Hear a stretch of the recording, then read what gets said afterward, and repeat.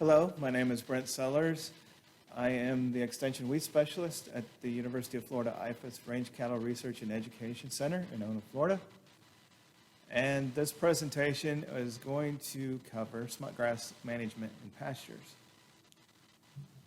So with this presentation, I wanted to cover some basic smutgrass information and then cover some past experiments that we have conducted here at the Research Center and been conducted by myself or former graduate students, talking about rate titrations, the use of different adjuvants, so that's some of the questions I get quite a bit, and looking at sequential programs.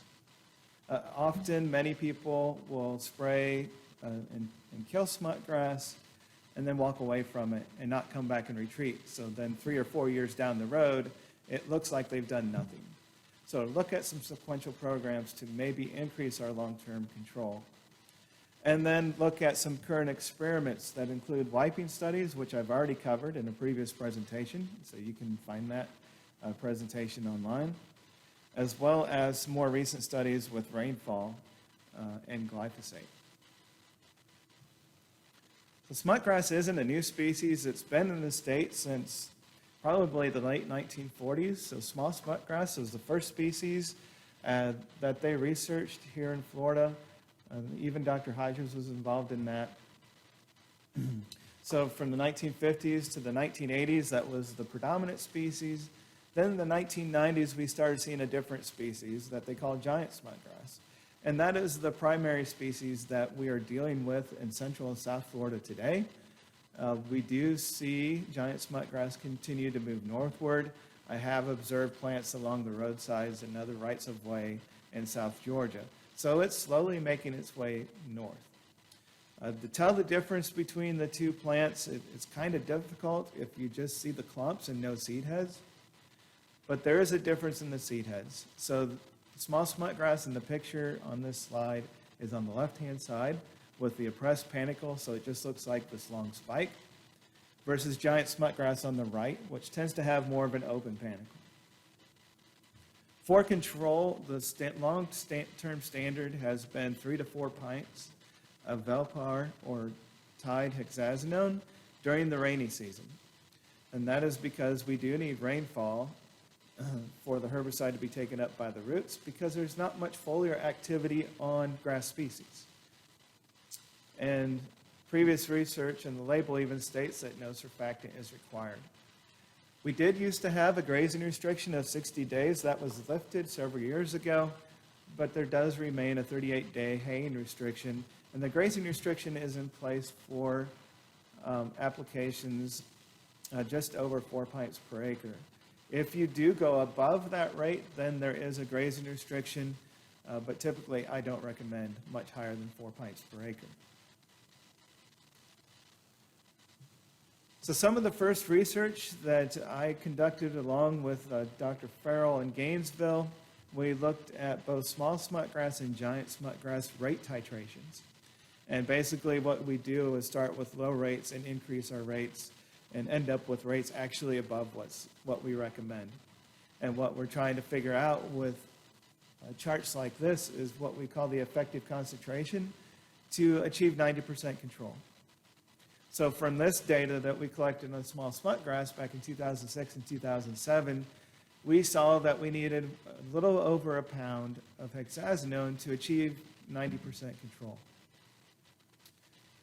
So this would be equivalent to about 4 pints per acre.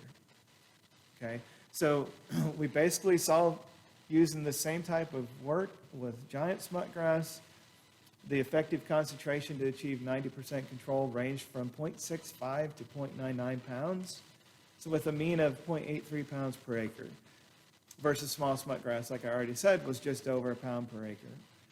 And since it's very difficult to tell the difference between the two species, and often they're intermixed, we just recommend for both varieties that we use 1 pound per acre, so 4 pints, 3 to 4 pints per acre to achieve effective smutgrass control.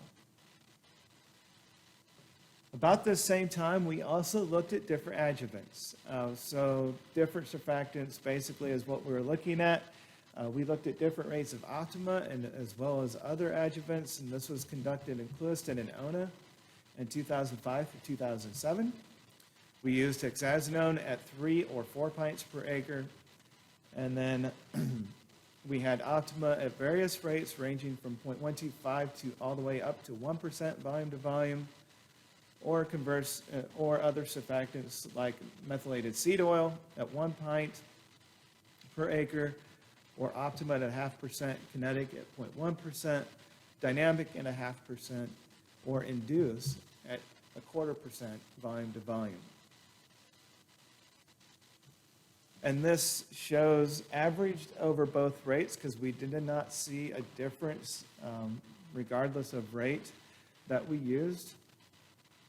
If you look at the very top bar in maroon, without any surfactant, we achieved about 93-94% control. Adding the surfactants basically had no impact.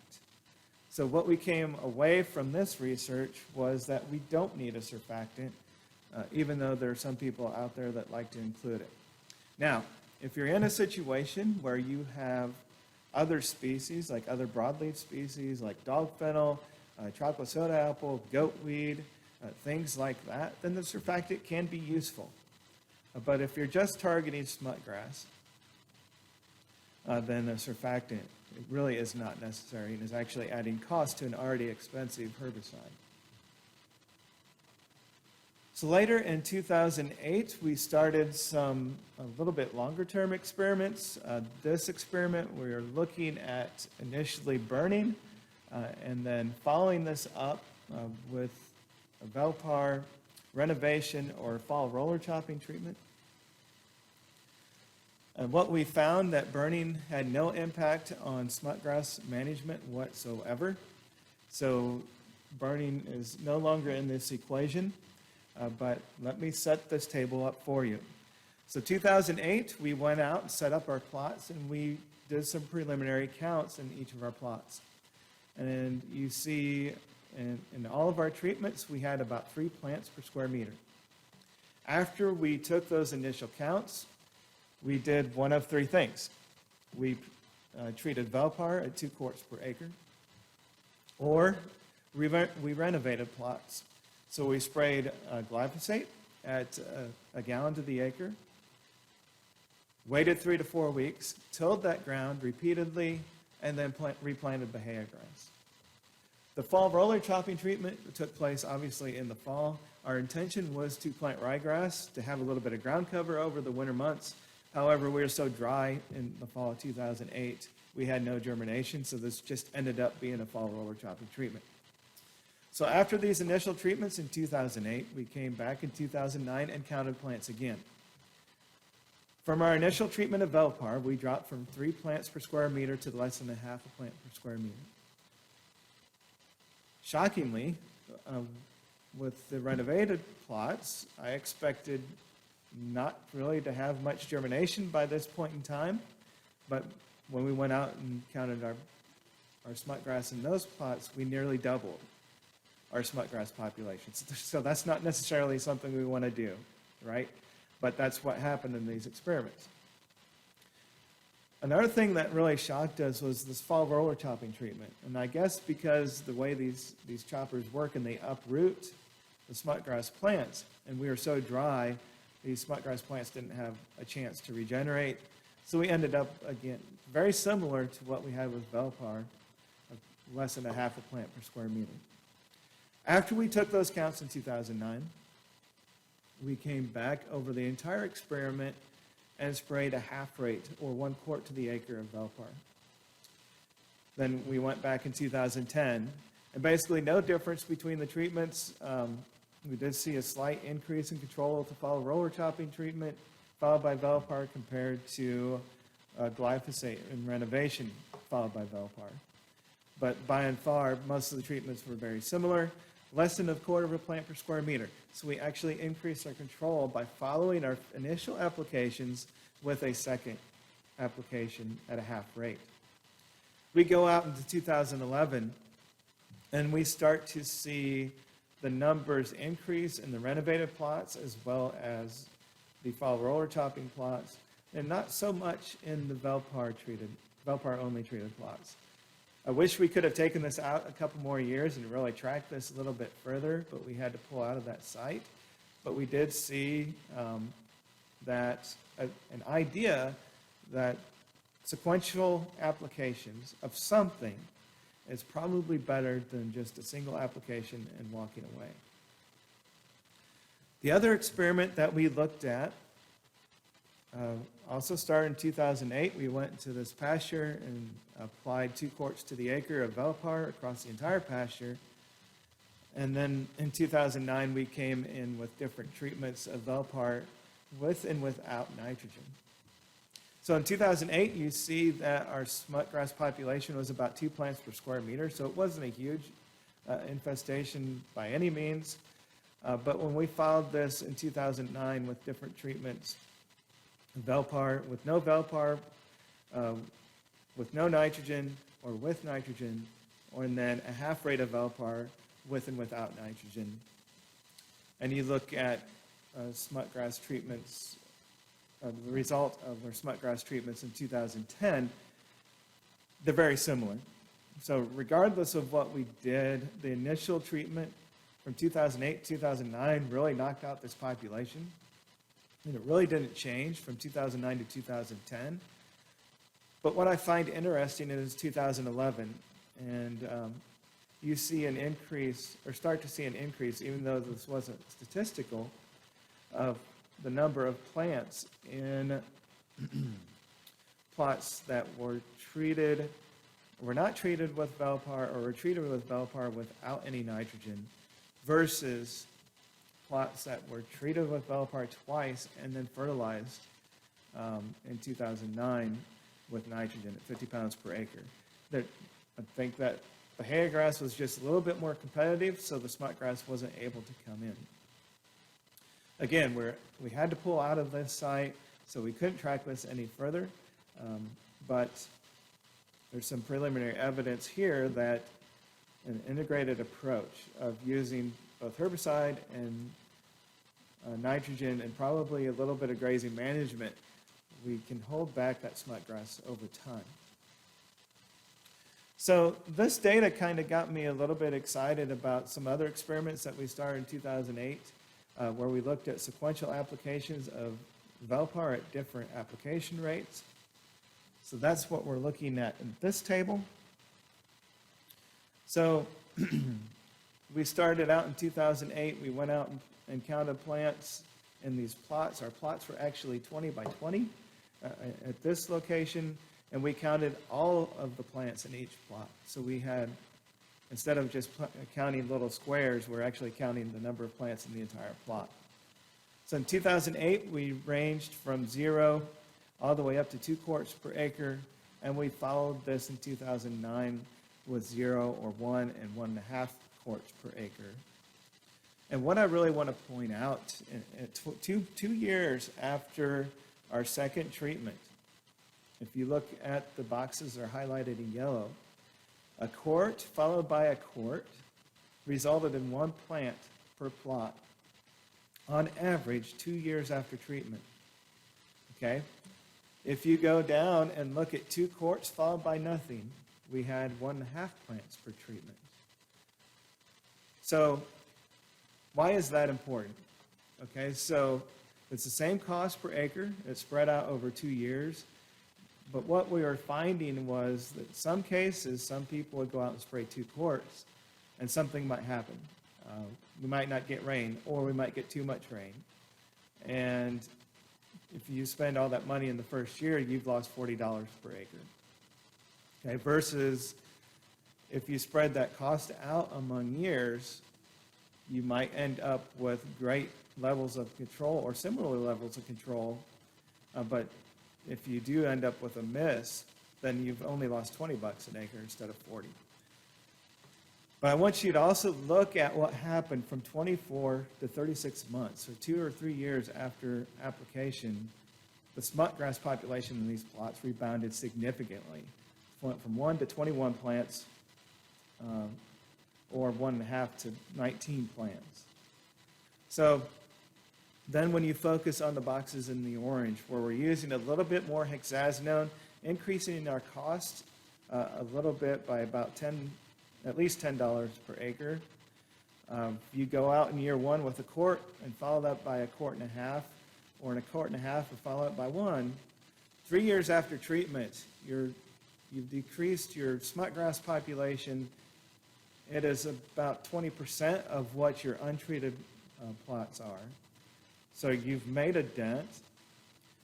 So what we're looking at now is really looking at these long-term programs. So what I am trying to get people to move to is more than a 1-year program. Don't just spray it once and walk away. I think it's very important that we look at these 2-year or maybe even multi-year programs when we're using hexazinone or Velpar to control smutgrass. I get a lot of questions about renovation and when should that occur when you have smutgrass infested pastures. And normally I say if your pasture is greater than 70% cover, then renovation should be considered. And how do you know if it's 70%? Well, the easiest way is if you go out there and you walk and you can't step on a smutgrass plant, then you're probably looking or need to look at renovation. But if you do renovate, I do believe, based on the data that we've collected, that you need to make a hexazinone or Velpar application 1 year after planting. That could be at a reduced rate. We were able to use a quart per acre and end up with very satisfactory control. But I think it depends on how early you replant that pasture, because that's going to be dependent and really impact how big those smutgrass plants are the next year. I need everyone to remember that hexazinone or Velpar or Tide hexazinone or Velosa, whatever it is, whatever product you're using that has hexazinone as the active ingredient, is that it is lethal to oaks. Also, we do need rainfall. We need rainfall for the hexazinone to be washed into the soil solution so that it can be taken up by the roots of smutgrass. But we've observed a lot of failures, and we're trying to figure out why hexazinone had been failing. And when we looked at the rainfall data from the weather stations, or maybe even from the individual grower, we're starting to see a trend that too much rainfall might be bad also. So we looked at that, and we started some experiments in the greenhouse where we looked at planting smutgrass in pots and then using the rainfall simulator, and preliminary results were telling us in the greenhouse, which is a completely different environment than in the field, if we needed a 1/4 inch of rainfall to get it into the plant, to get it into the soil to be taken up by the plant, but under greenhouse conditions and simulated rainfall, once you got above 1 inch of rainfall, then control dropped off significantly. So you see in this picture, without any rainfall, you get some stunning, but really didn't kill the plant. 1/4 inch up to 1 inch, we had very good activity. But when we go above 2 inches and all the way up to 8 inches, it basically looks like we didn't spray the plants at all. And this is primarily due to the fact that hexazinone is very prone to leaching in our sandy soils. So we could figure out a way to keep hexazinone within the root zone, then we would be able to maybe do a little bit better job. But we can't do much with it right now. Okay, so this was some greenhouse research that we had conducted. We also did this at the field level. So every Friday from beginning of May through September, we would go out and spray smutgrass at different rates and then track rainfall for that first 7 days after application. So we did this for the entire growing season. So if we look at data from 2016, and I'll take a little bit of time to set up this graph because it can be a little bit confusing. We have percent control, and this is visual control on the left y-axis, ranging from 0 to 100%. We have rainfall in inches from 0 to 6 on the y-axis on the right. And then we have application date across the x-axis on the bottom. And some things I want to point out from 2016. We had a lot of variation in rainfall this year in 2016. So earliest application that we made was actually in April 22nd, and we ended up with 65% control and with about an inch of rainfall. So good rainfall, but I don't believe the smutgrass was actively growing enough for it to be really taken up and really end up with good control. If you look at the very next week, on April 26th, and we had no rainfall for the first 7 days after that application, we only had 20% control. Go out to June 3rd, where we had a little over 5 inches of rainfall, only 50% control. July 1, no rainfall, 50% control. July 29th, a little bit over maybe a quarter of an inch, 65% control. So from this first year, it looked like we needed about a quarter of an inch and no more than 3 inches to end up with fairly decent control. And what I'm going to call decent is going to be at least 60, maybe 70% control. Anything over that I feel is gravy and is great. Okay, but I think we need at least 60% control to look at really these multi-year programs. If we carry forward to 2017, the graph is set up exactly the same way.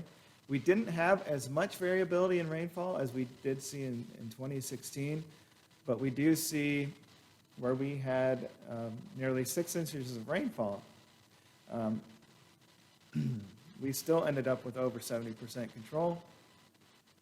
Where we had no rainfall in mid to late September, we were still getting some pretty effective control.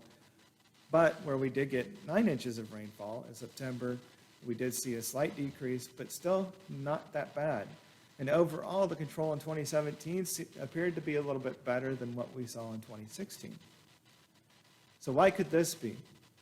Well, not really sure. But when you look at the amount of rainfall we received in early June, and we just continued to stay wet through that entire summer. So I think the soil moisture actually may also play a role in this as well. We do have that data, but we haven't been able to really get a good correlation on that. And talking to our statisticians, they're indicating that we need to do this for 5, 6, maybe even 10 years to get a really good correlation on rainfall and soil moisture, and to be able to say this much rainfall, this much activity. So I'm not sure that we'll ever get there, but we'll definitely see where we have these extremes in rainfall that we tend to have lower levels of control. Moving forward to 2018, definitely had a lot better early spring. We had a lot of moisture early on. Smutgrass really seemed to take off and grow quite well. But even though that occurred, you see we really didn't get great activity until we got into mid to late June, but it did carry all the way through September. Our rainfall really didn't exceed much over 3 inches within the first 7 days after application for the entire growing season. And our average, or I should say our range of control from the middle of June all the way through September ranged from the upper 70s to the mid 90s. So very consistent throughout the whole summer in 2018, but very different in 2017 and 2016. So how soon after application can you basically go out to the field and say, yeah, I've done a good job with Velpar this year. So next year, maybe I can use a little bit lower rate. Or maybe next year, I need to use the same rate. And I think you can tell pretty early. This picture is showing the day of application on the left and at 30 days after application on the right. And I believe within 30 days, you have a good indicator of how well Hexazinone is going to work on your smutgrass. If it's still green and looks like it's coming out of any application whatsoever, 30 days, more than likely you're going to have to come back that next year at the same rate that you used. However, if it looks like you're ending up with 85, 90% control, like I would say we have in the picture on the right-hand side, then you're more than likely going to be able to use a lower rate the next year. So I think within 30 days after application, you can look at your fields and make a prediction of what you could do the following year. Another question I have quite a bit is, what forages can I use Hexazinone on? And it's pretty much, on the label, it pretty much spells it out with Bahiagrass and Bermuda grass. And it says after that, if you have other grass species, you're pretty much at your own risk. What we found over time is that limpet-grass, stargrass, and mulatto are fairly sensitive to Hexazinone. And then more recently, especially this year, for whatever reason, I'm hearing a lot of complaints about Hexazinone injury on Bermuda grass, especially on jigs. So we have some issues there that we need to figure out. And one of the ways around that may be with our application technique. And that's something that I'm going to continue to work on.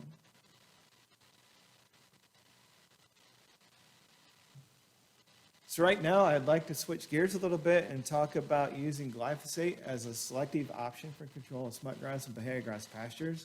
This actually started from a grower over in Martin County that had tried this, and it has indicated that it works quite well for him.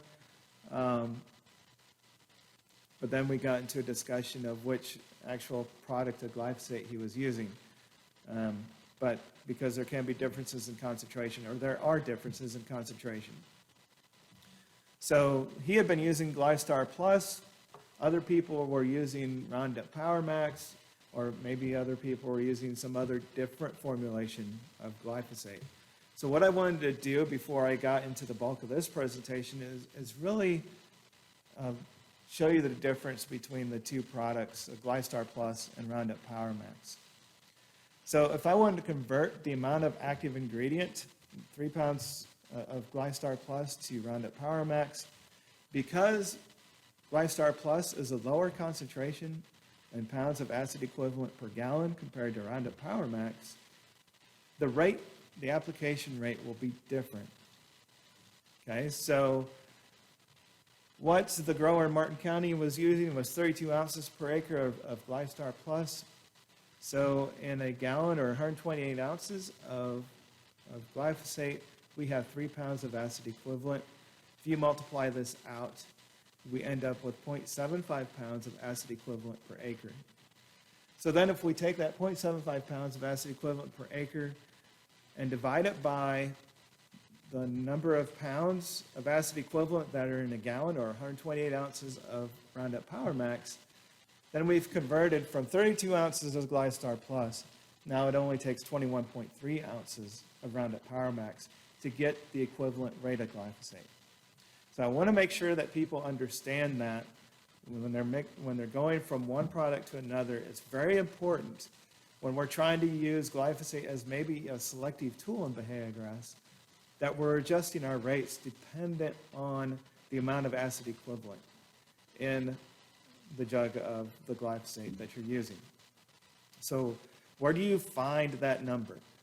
When you open the label, and you should open it, and maybe it's on the front of that label, and it gives the percentage of glyphosate. You see that little percent number. Under that line, there's some tiny little words that say 4 pounds of active ingredient per gallon of glyphosate, or 3 pounds of acid equivalent. So we need to pay attention to the acid equivalent more so than the active ingredient. All right, so we did this work at 2 locations with the Seminole Tribe in Brighton in 2017, and this is repeated in Hobe Sound in 2018. Each of the sites was mowed to approximately 6 inches and allowed to regrow 2 weeks before we applied glyphosate. And we applied 0 to 0.94 pounds of the acid equivalent per acre of using the 3-pound acid equivalent formulation. And what this ranged in ounces per acre was 0 to 40 ounces. We used our ATV sprayer. Application rate was 30 gallons per acre. Our plots were 20 by 50 in size. And for our evaluations, we looked at smutgrass height, smutgrass seed head counts, and smutgrass biomass. We also wanted to look at the effect of these treatments on Bahiagrass biomass production. So same setup. The only thing that was different was our plot size. We only used 5 by 5 foot plots, and we looked at biomass at 30 and 60 days after treatment. So at 30 days, we're looking at the initial response of the glyphosate, and at 60 days, then we are looking at actual regrowth of Bahiagrass in those plots. So at Brighton, looking at smutgrass height from 0 to 32 ounces, we did not use as many rates at Brighton because that was the first time we're actually doing this study. We increased the number of our rates at Hobe Sound. So we did see an impact of glyphosate rate on smutgrass height, especially when we got to 8 ounces or greater. And that effect was definitely more pronounced at 30 days after treatment. At Hobe Sound, we went past 30 days after treatment with smutgrass height, and really at 15 and 30 days, there wasn't much difference between those evaluation times at each of the rates. However, we did see some significant regrowth by 60 days after treatment, but when we were at 20 ounces or greater, it was about 80% of the height of the untreated. So there's absolutely a visual response to smutgrass regrowth after glyphosate application.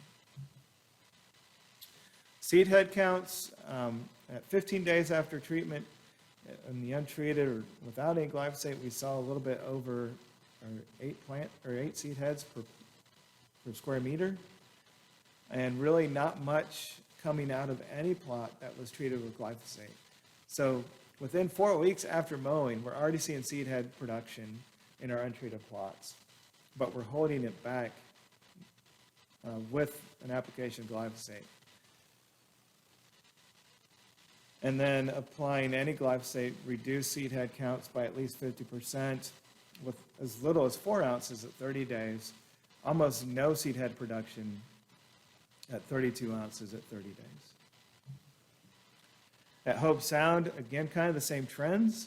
We definitely saw a reduction in seed head production, and that kind of held throughout 60 days at 16 ounces or higher. Biomass, this is a little bit tricky. Because we're measuring so much thatch, we really were not able to see much difference between treatments. Although you do see a slight decline as you increase glyphosate rate, there wasn't a marked difference in the amount of biomass. If we were able to go back into these sites, we didn't have any exclusion areas set up, so these areas were somewhat grazed as well. So we weren't sure if we went back at 60 days, even if we measured the same plants, we weren't sure if we would end up with any difference between our treatments. We did see, like I said, a slight decrease in biomass from treated plants versus the untreated. And the same could be said at Hobe Sound. Highly variable in the response, but you definitely do see at 60 days, where we're actually looking at regrowth, that there were differences. And somewhere between 40 and 80% reduction, especially as we got up to those higher rates of 32 and 40 ounces. At 40 ounces, we're seeing about an 80% reduction in smutgrass biomass. All right, so biomass didn't really show us much. It was really hard to get any statistical separation and really say, yeah, this is happening. But let's look at some pictures, because I really think this drives the story home. So this is 30 days after treatment at Brighton. You have the untreated in the top left, 4 and 8 ounces going across the top, and then 16 and 32 ounces on the bottom. And you can see the definite response that we had, even at 16 ounces of glyphosate and 32 ounces, where we're ending up with 60 to 70% control within 30 days. Conversely, when we went to Hobe Sound, the results were much different. So Brighton was done in July. Hobe Sound was done in May the following year. And these pictures tell a completely different story. Untreated on the top, again, 4 and 8 ounces across the top, and then 16 and 32 ounces on the bottom. You do see a definite reduction in seed heads as you go from 4 to 8 ounces and higher, but you're not seeing the necrosis and leaf death that we saw at Brighton. And I believe it was due to the environment at Hobe Sound when we did these experiments. They had over 18 inches of rainfall during the month of May in 2018. And I believe that's why we saw a completely different response than what we saw at the Brighton location. All right, so what about Bahiagrass response? So this is one of the questions that people are asking, 32 ounces of glyphosate, it's kind of scary for some people. So how will that impact our Bahiagrass? So we looked at this, and we look at 30 and 60 days after treatment. And if I just focus on these higher rates for now, and look at the biomass, because that's really, I believe, where it's going to have to be to have any activity on smutgrass, or not any, but have some substantial activity. You're looking at somewhere between 70 and 90% reduction in biomass within the first 60 days after treatment. So a lot of people aren't willing to do this because of that. If you went out and looked at these plots the following spring, so this last spring, you would see that the Bahiagrass stand was probably a little bit less dense than it used to be. And at these higher rates, we tend to have a little bit more broadleaf encroachment. So if we go back down to then 16 ounces in the middle of this graph, initially we had somewhere around a 70% reduction at 30 days after treatment. But by 60 days, we did have significant regrowth in those plots and about a 50% reduction. So then if you go back to those plots and look at them this spring, they don't look that bad. Not as much broadleaf encroachment. The Bahiagrass stand is coming back quite fine. Just to show you some pictures of injury at 30 days after treatment, same rates that I showed from the smutgrass studies, untreated, the 8 ounces across the top and 16 and 32 ounces on the bottom. You definitely see some yellowing or chlorosis as you get to 8 ounces and higher. And definitely with 32 ounces, you're starting to see some necrosis in those plots. But also notice that these plots were very wet at the time of this study. So we continue to work with glyphosate and truly try to understand if this is a tool that we can use. There's some concern using glyphosate at these low rates in pastures where we could develop some resistance issues. So I don't know that this is going to be something that's going to be recommended in the long term, but I think it's a tool that we need to possibly look at. Going to look at, or continue to look at, hexazinone with aminopyrrolid, or maybe even pendimethalin and indaziflam, and using the pendimethalin and indaziflam as pre-emergence treatments to help break up that weed seed cycle. And the last thing that we continue to look at is impregnating dry fertilizer with hexazinone. And this is something that I'm interested in for 2 reasons. One is, can we increase our efficacy and maybe not be so worried about rainfall applications? The second is, I believe we're getting some contact burn from our broadcast applications of hexazinone onto Bermuda grass, limpo grass, and stargrass. And I'm wondering if this dry fertilizer technique might not be a way to get around that and get around some of that leaf burn. So that is something that we currently have going out in the field right now. So the take-home message, I have a couple slides on this. Velpar is our selective choice, but the environment plays a huge role. The environment, unfortunately, is not something that we can really control. Grazing management, I believe, also plays a large role in smutgrass density. If we have less gaps, less openings, there's less areas for that smutgrass to invade. And also continuous grazing. If we continuously overgraze our pastures and don't give our desirable species a time to rest, I think we end up with some more smutgrass. So having a good grass stand may be our best management or maybe our best preventative tool. And I think this is really driven home by our next slide that I have taken from Dr. Vogler at the Tropical Reeds Research Center in Queensland, Australia. And he wrote on this slide, a recurring theme is the importance of a competitive, well-managed pasture sward to minimize gaps within the pasture throughout the year, thus preventing giant rat's tail grass, which would be equivalent to our smutgrass species, seedling establishment from the long-lived soil seed bank. Without a vigorous competitive pasture being present, any attempts to control giant rat's tail grass will be futile. And I believe he has a lot of merit in that statement. I'd like to thank the Florida Cattlemen's Enhancement Board for funding the rainfall studies, both in the greenhouse as well as in the field, to study the impact of rainfall on hexazinone activity, because I really think it gives us a better idea of how rainfall really impacts smutgrass management.